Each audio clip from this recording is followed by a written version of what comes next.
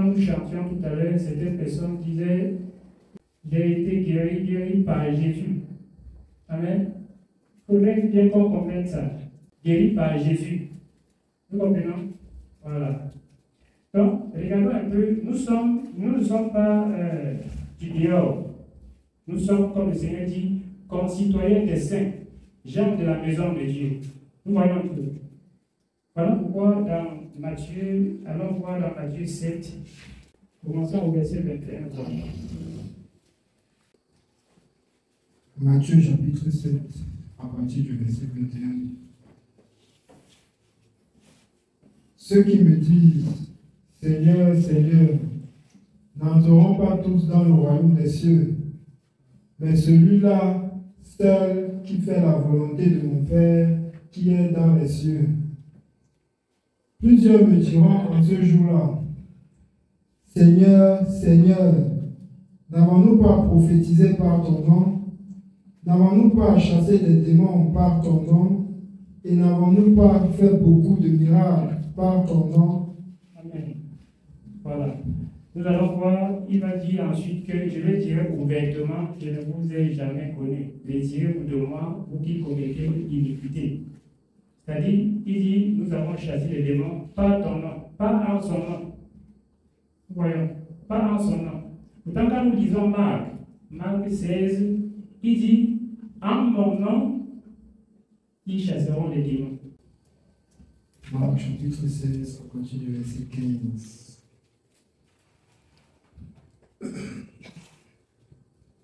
Puis il leur dit, allez par tout le monde et prêchez la bonne nouvelle à toute la création.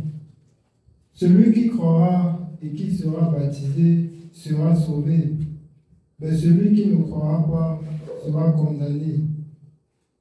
Voici les miracles qui accompagneront ceux qui auront cru.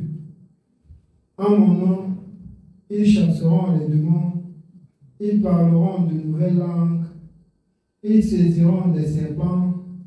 S'ils boivent quelques breuvages mortels, il ne leur fera point de mal. Ils ne se tiennent pas ailleurs pour prononcer mon nom, pour dire que ça fasse telle ou telle chose. Non. Mais ils se tiennent en moi avant de prononcer mon nom. Voilà pourquoi le Seigneur disait dans la loi que tu ne prononceras pas le nom de ton Dieu en vain. Parce que l'Éternel ne laissera pas impuni celui qui prendra son nom en vain. Nous voyons. C'est-à-dire, faire des choses en disant que c'est lui, ne se tenant pas en lui. Ne se tenant pas en lui. C'est en son nom.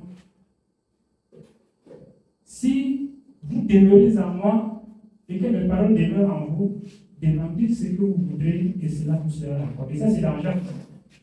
Si vous demeurez en moi, non, pas que si vous demeurez par moi, vous demeurez là, non, il faut être en lui. Donc, nous voyons, si le frère impose les mains à un homme croyant et qu'il est guéri, n'est-ce pas? Oui. Là, on peut dire que ce n'est pas le nom de Jésus que lui, il est guéri, parce que lui, il n'est pas en Jésus. Nous voyons. Il ne se tient pas en Jésus, mais le Seigneur lui a fait grâce. Ce n'est pas son nom que je porte. Ce n'est pas son nom que le frère porte que lui, il a été guéri. Nous voyons ça. Donc nous allons voir les serviteurs. Bon, ça c'est des petits points qu'on peut négliger, mais moi, je voudrais qu'on néglige rien. Amen. Nous allons voir même dans Acte 3. Allons-y voir dans Acte chapitre 3. Commençons au verset 14. Nous lisons Acte chapitre 3 à partir du verset 14. Vous avez régné le saint et le juste, et vous avez demandé qu'on vous accordât la grâce d'un meurtrier. Vous avez fait mourir le prince de la vie que Dieu a ressuscité des morts. Nous en sommes témoins. C'est par la foi en son nom que son nom a raffermi celui que vous voyez et connaissez. C'est la foi en lui qui a donné à cet homme cette entière guérison en présence de vous tous. Amen. Comme nous voyons, c'est toujours en lui. Ça, c'est quand, je crois que c'était Pierre et Jean. Ils ont guéri un boiteux à l'entrée du temple. Et quand il est entré dans le temple en sautillant, on le remarquait comme quelqu'un, le mendiant du temple. Mais il est toujours là, couché, et on sait que lui, il est malade. Il est boiteux. Mais comment est-ce qu'il fait? C'est là où ils expliquaient. Ils disent, c'est par la foi en son nom. Ils expliquent d'abord plus haut, après ils disent que c'est par la foi en son nom que vous voyez cet homme faire telle ou telle chose. Parce que nous avons eu foi en son nom. Donc, le plus souvent, mais gardons-nous un peu ça à l'esprit de toujours nous faire comprendre à nous-mêmes que nous devons nous bénir en Jésus-Christ, faire toutes choses en Jésus-Christ et non pas faire par lui. C'est comme si on se tenait ailleurs parce que beaucoup sont comme ça. Voilà pourquoi dans Matthieu 7, à partir du verset 21, là, il dit Seigneur, Seigneur, nous avons chassé les démons par ton nom. Nous voyons que, voilà pourquoi il dit plus haut au verset 21 même que ceux qui me disent Seigneur, Seigneur n'entreront pas tous dans le royaume des cieux. Mais celui-là seul qui, en disant Seigneur, se tient vraiment dans mon nom, se tient vraiment en moi, là, il pourra entrer. Parce que si on n'est pas en lui, il ne nous connaît pas. Voilà pourquoi il dit plus bas, je ne vous ai jamais connu. Amen. Je ne vous ai jamais connu. Si on n'est pas en lui, il ne nous connaît pas. Voilà pourquoi il dit ailleurs, le Seigneur connaît ceux qui lui appartiennent. Et quiconque prononce le nom du Seigneur s'éloigne de l'iniquité. Il connaît ceux qui lui appartiennent. Parce qu'ils sont en lui. Donc, nous comprenons que l'Église, c'est le corps de Christ, mais il faut bien être membre de ce corps-là, qui puisse te connaître. Mais si tu es même à côté du corps-là, prononce le nom-là comme tu veux. Tu fais par lui, mais tu ne fais pas en lui. Et c'est toi-même, oui, il ne te connaît pas. Donc, ayons tout simplement dans l'esprit, toutefois que nous faisons tout en Jésus-Christ. N'est-ce pas? Voilà, tout en nous tenant vraiment en Jésus-Christ. Afin qu'il puisse nous connaître vraiment. Et que quand il dit, le Seigneur connaît ceux qui lui appartiennent, que nous soyons comptés. Amen. Amen. Mais si nous sommes en Jésus-Christ, et que chaque jour nous ne faisons que dire que nous faisons quelque chose par Jésus-Christ, c'est comme si nous-mêmes nous sommes en train d'éloigner quelque chose de nous. Avec notre langage, avec notre langue.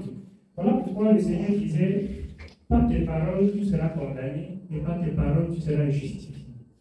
Je crois que c'est dans Matthieu qu'il le dit. C'est pour ça que je voulais même qu'on dise ça. C'est dans Matthieu combien? Allons-y voir. Allons-y dans Matthieu 12 voir. Disons à partir du verset 32, Matthieu 12. Matthieu chapitre 12, à partir du verset 32. Quiconque parlera contre le Fils de l'homme, il lui sera pardonné. Mais quiconque parlera contre le Saint-Esprit, il ne lui sera pardonné ni dans ce siècle, ni dans le siècle à venir. Ou dites que l'arbre est bon et que son fruit est bon, ou dites que l'arbre est mauvais et que son fruit est mauvais, car on connaît l'arbre par le fruit. Race de vipères, comment pourriez-vous dire de bonnes choses, méchants comme vous l'êtes?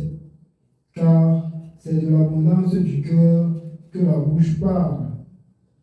L'homme bon tire de bonnes choses de son bon trésor, et l'homme méchant tire de mauvaises choses de son mauvais trésor. Je vous le dis, au jour du jugement, les hommes rendront compte de toute parole vaine qu'ils auront proférée, car par tes paroles tu seras justifié, et par tes paroles tu seras condamné. Amen. Toutes paroles vaines qu'ils auront proférées. Bon, quand moi j'insiste là-dessus, c'est tout simplement que dans mon désir, je voudrais que parole vaine, même la plus petite qu'elle soit, ne demeure pas avec nous, ne demeure pas en nous. Non. Amen. Oui, même la plus petite qu'elle soit, c'est ce à quoi nous voulons arriver. C'est ce à quoi nous voulons arriver. À la perfection. C'est ce que le Seigneur veut. Donc le Seigneur ne peut pas déclarer que tu es ceci, et toi tu ne fais que déclarer de ta bouche que non, moi je suis cela. Mais il dit que tu es ceci, et toi tu dis que tu es cela. Ah. C'est pour ça que le serviteur de Dieu, le pasteur Dassi chantait en disant, fais-moi être ce que je suis. Amen. Oui, que fais-moi être vraiment ce que je suis. Il dit que sans le Seigneur, nous ne pouvons rien. Sans le Seigneur, nous ne pouvons rien.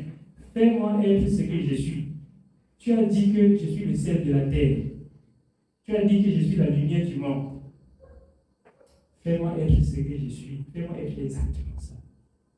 Non. Si le Seigneur a dit que tu es... Comme on le disait hier, le Seigneur dit que vous qui croyez au nom du Fils de Dieu, vous êtes sauvés. Mais si tout le temps que tu es dans la maison de Dieu, tu ne fais que mettre dans ta tête que je serai sauvé. Amen. Il dit que tu es sauvé. Donc, quand tu es déjà sauvé, tout ce que tu as fait, c'est de mettre les barrières pour ne pas sortir dans le salut. C'est tout. Sinon, tu vas toujours voir que non, tu fais les efforts pour être sauvé.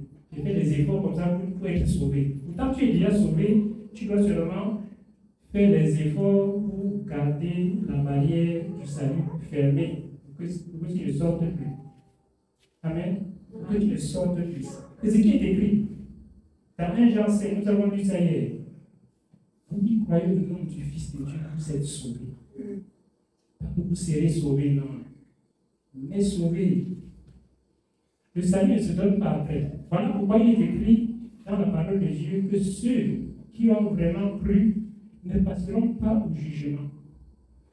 Vous voyons, le grand trône blanc dont il est question dans l'Apocalypse, ce n'est pas pour les justes. Il y a un grand trône blanc devant lequel les hommes vont venir se placer pour être jugés. Ce n'est ça. Ça n'a rien à voir avec les justes. Avec ceux, comme il dit dans l'Apocalypse, je crois que c'est 13, 14, ou 14, 13, par là, que heureux dès à présent les morts qui meurent dans le Seigneur. Oui, dit l'Esprit, afin qu'ils se reposent de leurs travaux, car leurs œuvres les suivent. Mais s'ils sont morts en Jésus-Christ, il faut encore voir le jugement. Passe par là-bas.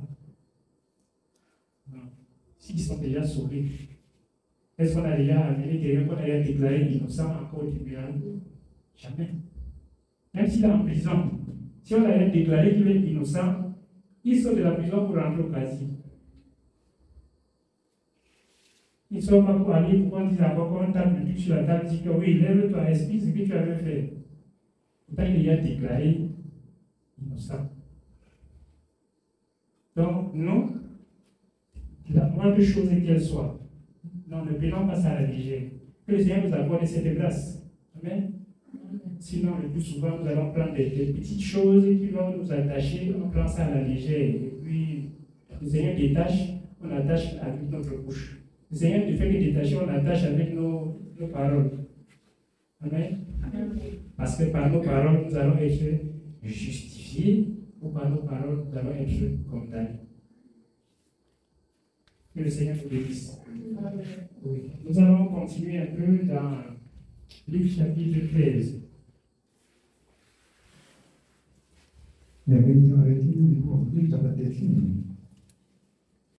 Luc chapitre 13, nous commençons au verset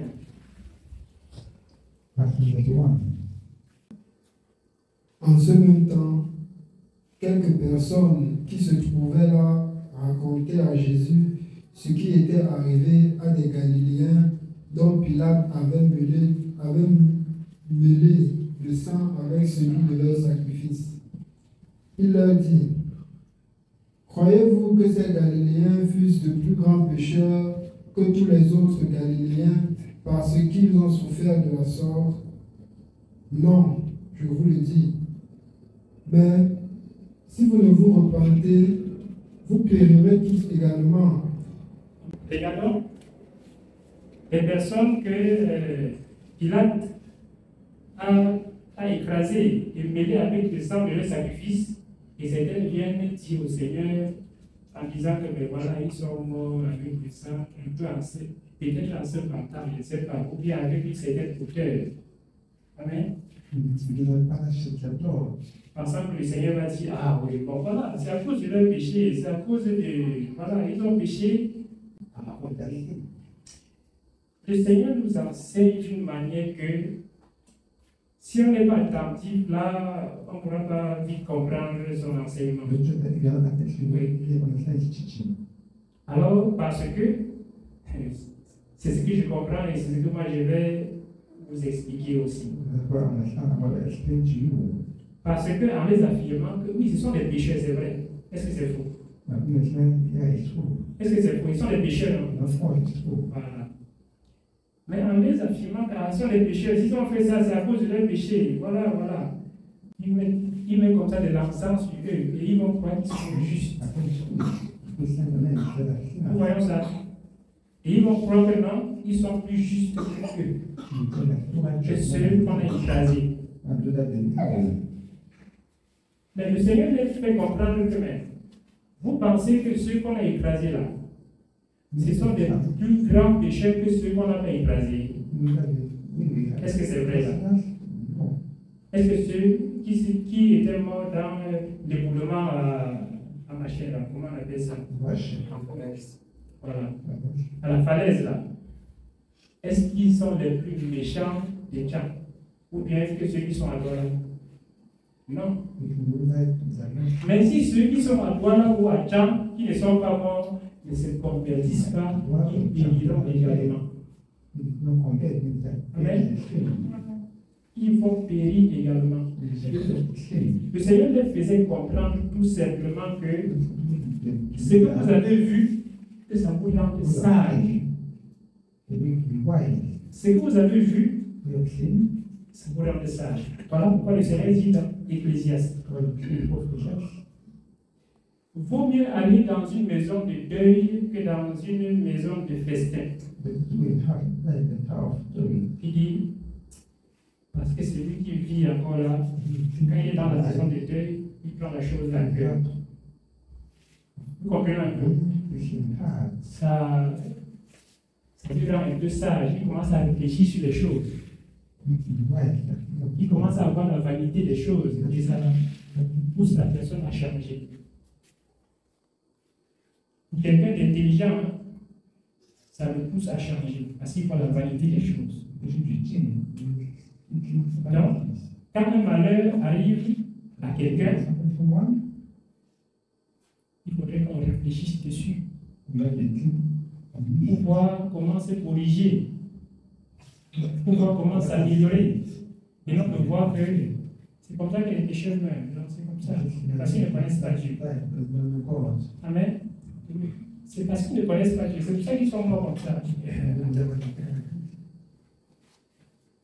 Même nous qui connaissons Dieu, ça c'est de manière simple. Comme je disais, comme nous disions hier, beaucoup disent qu'un chrétien ne peut pas perdre son salut. Bon, quand ils disent chrétien, c'est un peu vague. Amen. Parce que tout le monde, tous ceux qui ne sont pas musulmans s'appellent chrétiens. Amen. Dans un pays comme le Cameroun, par exemple, la plupart qui n'est pas chrétien, qui n'est pas musulman s'appelle chrétien. Alors quand c'est chrétien, c'est vague.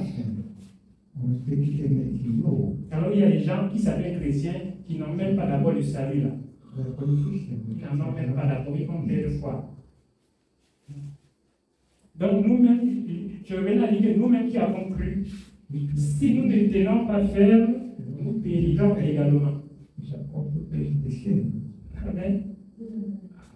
Le Seigneur les parlait à ceux qui étaient venus dire là, sans toutefois les indexer. Il les parlait à eux aussi, parce qu'il a parlé des Galiléens.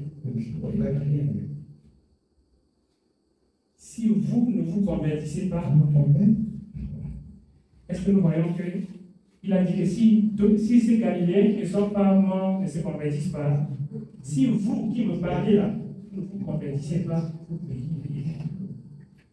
Donc, soyons toutefois sages, de ne pas prendre, de ne pas voir ce qui arrive au monde.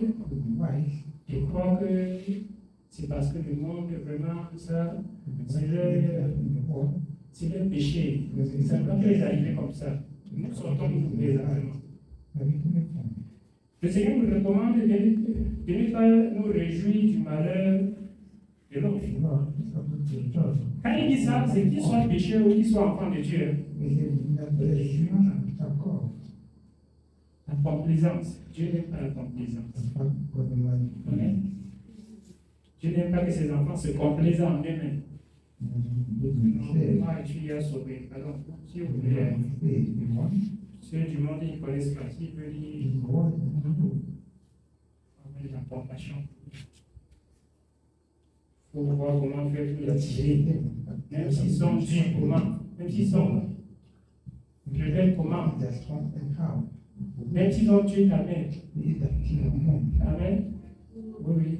Même celui qui a assassiné ta mère, en bon enfant de Dieu, tu cherches comment tu vas faire qu'il soit sauvé. Comprenons.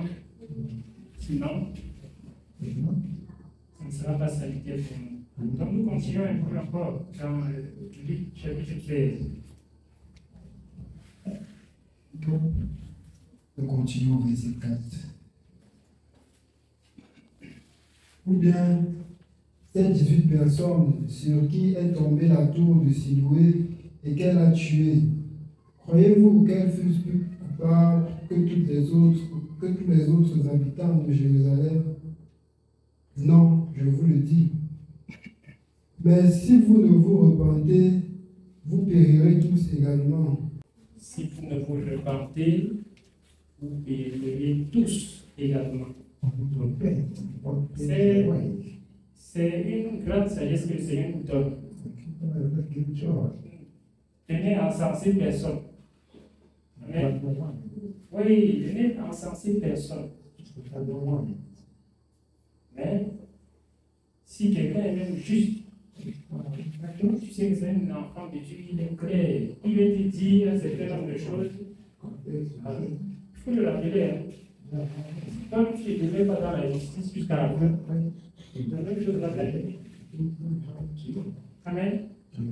Ça, c'est par amour. Hein. Ce n'est pas parce qu'on a la haine contre la personne. C'est pour l'aider à rester éveillé. Amen. Il est juste. Dieu lui-même ne lui reproche de rien. Dieu ne lui reproche la personne de rien. Mais quand il dit ça, il faut l'aider à rester éveillé. Parce que sinon, il pourra se contenter de l'état où il est. Parce que un jour, quelqu'un me disait que avec ce que je connais, je peux déjà me sauver. Amen. Non, c'est pas bon, c'est pas ça. Nous voyons que quand c'est comme ça, c'est parce que la personne, c'est parce qu'elle a pris une certaine hauteur. Hein? Pas prendre une certaine hauteur dans la parole, mais en elle-même. La personne en elle-même a pris une certaine hauteur. Oui. Il se voit un peu sur un piédestal un peu plus élevé. Personne ne peut se sauver avec rien. Amen. C'est Dieu qui sauve. C'est Jésus-Christ qui sauve. C'est lui qui sauve. Donc, nous voyons toutefois, étant enfants de Dieu même, mettons-nous à l'esprit d'éviter même qu'on nous encense. Si quelqu'un veut nous montrer que nous sommes justes, non. Gardons à l'esprit que non, pas encore. Amen. Si nous ne nous mettons pas à l'esprit comme ça, nous risquons de faiblir à un moment donné. C'est très important. Moi, je le dis de manière simple. C'est très important. Même si on vous fait voir que nous sommes plus que tout le monde, personne n'a jamais fait comme toi. Que rien ne s'élève plus dans ton cœur. Non. Garde la sérénité. Sois serein, sois sereine. Et dis en toi-même que sans le Seigneur, je ne peux rien. Je ne suis pas encore juste comme le Seigneur voudrait qu'on soit juste pour lui être entièrement agréable. Donc si tu dis cela, le Seigneur me réclame encore. Ils disent ça parce qu'ils ne connaissent pas. S'ils connaissaient, ils allaient comprendre que le Seigneur me réclame encore beaucoup de choses. Amen. Donc, en tant qu'enfant de Dieu, évitons que les gens, que même ceux du monde nous montrent que non, nous sommes aussi bien que on commence à se voir un peu plus grand que qui que ce soit. Le Seigneur dit que le plus grand parmi vous sera comme le petit enfant là. Amen. Ah oui, le petit enfant est très respectueux. Nous allons voir, j'appelle les petits enfants que mon ami. Amen. Mais elle ne viendra jamais me trouver comme ça, dit que mon ami. Non. C'est si naturel. Hein? C'est un esprit qui est là comme ça. Ce n'est pas un enfant qui veut. C'est pas un enfant qui veut pour m'appeler mon ami. Non. Est-ce que vous avez déjà vu ça? Jamais. Le grand va être comme le petit enfant. Se voit toujours au Seigneur. C'est lui qui est grand. Il dit, toute la gloire doit être au Seigneur en toutes choses. En toutes choses. Donc si tu as fait même quelque chose de gloire et d'appréciable, quand on t'apprécie, quand l'appréciation a pu revenir au Seigneur, c'est la position. C'est-à-dire, on va dire, si tu es sage, ne garde pas ça avec toi. Ramasse tout ça, tu lui remets. Seigneur, c'est à toi ça. Parce que, comme disait l'apôtre Paul, si je vis, ce n'est plus moi qui vis. Si je fais, ce n'est plus moi qui fais. C'est le Seigneur qui est en moi qui fait les choses. Amen. Voilà. Donc nous allons continuer encore un peu dans Luc chapitre 13. Nous continuons verset 6. Il dit aussi cette parabole. Un homme avait un figuier planté dans une vigne. Il vint pour y chercher du fruit et il n'en trouva point. Alors, il dit au vigneron, voilà 3 ans que je viens chercher du fruit à ce figuier et je n'en trouve point. Coupe-le. Pourquoi occupe-t-il la terre inutilement? Le vigneron lui répondit, Seigneur, laisse-le encore cette année. Je creuserai tout autour et j'y mettrai du fumier. Peut-être à l'avenir donnera-t-il du fruit, sinon tu le couperas. Le Seigneur, le serviteur du Seigneur est toujours miséricordieux. N'est-ce pas? Non. Il ne te connaît pas encore comme il faut. N'est-ce pas? Permets qu'il soit encore enseigné. Permets qu'il soit encore enseigné. Permets qu'il écoute encore ta parole. Afin que, si cette fois-ci il ne croit pas, tu fais ce que tu veux. Amen. Si cette fois-ci il ne croit pas, le Seigneur dit qu'il a assez entendu ma parole. On a essayé d'évangéliser. Maintenant, moi, je vais l'abandonner. Ou bien je l'ai abandonné. Voilà, il va mourir. Seigneur, permet qu'on annonce après la parole. Peut-être avec le châtiment là, il a un peu réfléchi. Et il comprendra quelque chose maintenant. Si même cette fois-ci il ne comprend pas, tu feras ce que tu voudras. Amen. Donc pour nous, enfants de Dieu, nous devons en aucun moment nous réjouir de la chute de qui que ce soit. En aucun moment. Mais user toujours de compassion. User toujours de compassion pour la personne. Pas se réjouir. C'est-à-dire, même quand le Seigneur dit c'est arrêté, ça sera fait comme ça, et c'est irrévocable. Hein? et c'est irrévocable. On se retire. Donc, on se retire en pleurant.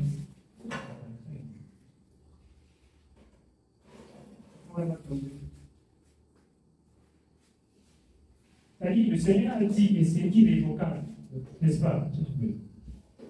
Pour nous qui sommes enfants de Dieu, on se retire pas avec joie. Amen. On se retire pas avec joie, on se retire en pleurant. Avec joie.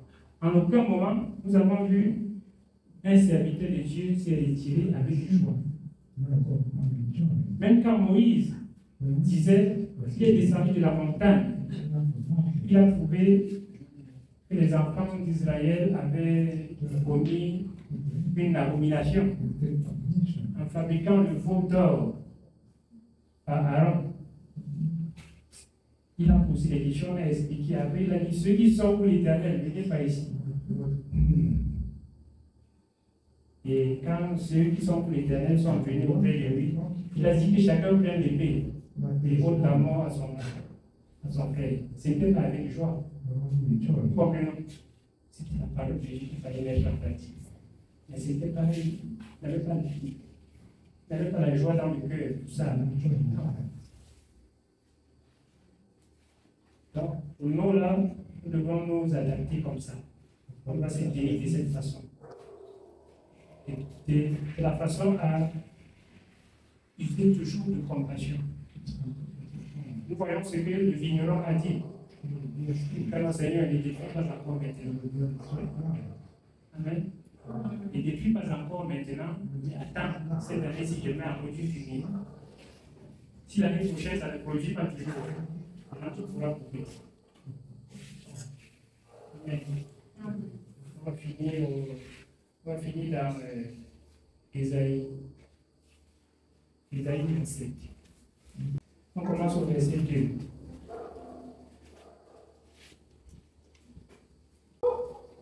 En ce jour-là, chantez un cantique sur la vigne. Moi, l'Éternel, j'en suis le gardien. Je l'arrose à chaque instant, de peur qu'on ne l'attaque, nuit et jour, je la garde.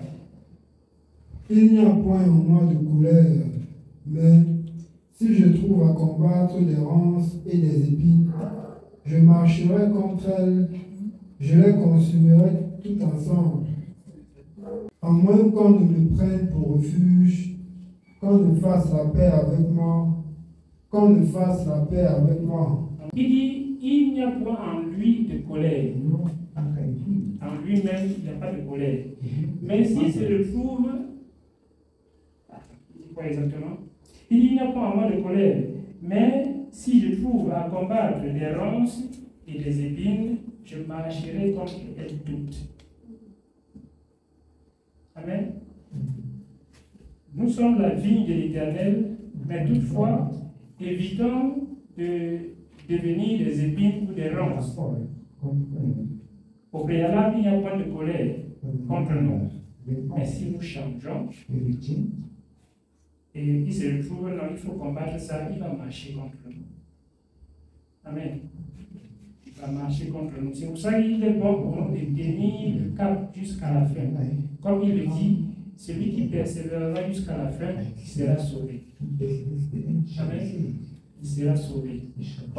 Voilà, cette parole-ci, ça me fait rappeler une parole dont il dit que ils se sont rebellés à son esprit, il est devenu leur ennemi et il a combattu contre eux. C'est dans Ésaïe 2. On va finir par là. Je cherche ça et puis on va finir par là.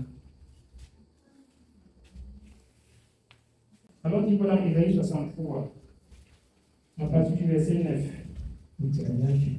Verset 9 et 10, et on va finir par là.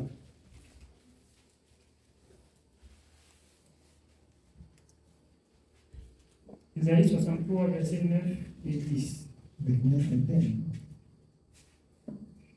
Dans toute leur détresse, ils n'ont pas été sans secours, et l'ange qui est devant sa face les a sauvés.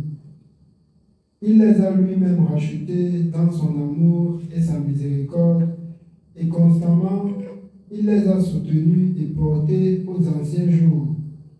Mais ils ont été rebelles. Ils ont attristé son Esprit Saint et il est devenu leur ennemi. Il a combattu contre eux. Amen. Amen. Donc nous voyons, c'est aussi simple ici là. C'est aussi plus simple à comprendre ici. Il n'a pas envie de colère. Il les a lui-même soutenus. Il les a gardés, n'est-ce pas? Mais ils ont été rebelles à son esprit. Il est devenu dans leur ennemi et a combattu contre eux. Donc, toutefois, pour nous, il est important de persévérer toujours dans la charité, dans la justice, dans la vérité du coup, de persévérer dans la parole de l'Éternel. La mettant en pratique, s'efforçant de ne rien laisser. Amen. S'efforçant de ne rien laisser tomber. C'est pourquoi je disais ici tout à l'heure qu'il faut toujours avoir compassion, n'est-ce pas? Mais si ça arrive au niveau où le Seigneur dit moi j'ai trouvé des ronces contre qui je vais combattre, contre lesquelles je vais combattre, n'est-ce pas? Non. Nous ne pouvons pas avoir compassion jusqu'à dépasser Dieu. Amen. Nous ne pouvons pas avoir compassion plus que Dieu. C'est que nous sommes trop compatissants.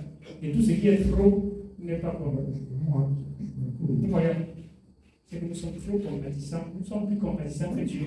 Jamais. Personne ne peut rien faire plus que Dieu. C'est impossible. Non? Donc, toutefois, quand le Seigneur a dit, voilà, c'est arrêté comme ça, on laisse tomber. On se retire. Mais pas avec joie. Amen.